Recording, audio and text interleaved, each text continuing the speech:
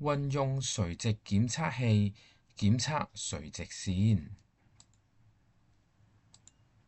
運用垂直檢測器檢測左面例一中嘅直線是否互相垂直。步驟一：把檢測器中嘅黑線與其中嘅一條直線重疊。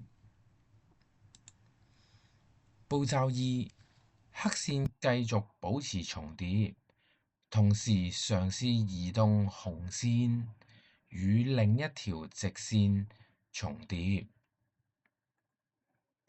我哋可以見到例一中嘅兩條直線，佢能夠與垂直檢測器中嘅兩條直線重疊並形成直角，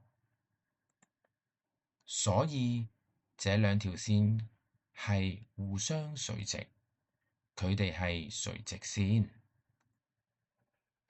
運用垂直檢測器檢測左邊例二中嘅直線是否互相垂直。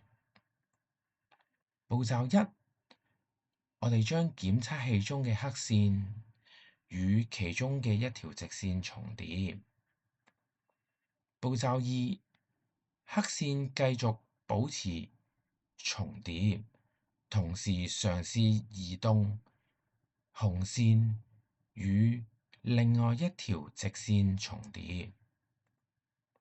我哋可以見到例二上方嘅直線係唔能夠同垂直檢測器中嘅兩條直線重疊，佢哋亦都無法形成直角，所以這兩條線不能互相垂直，佢哋唔係垂直線。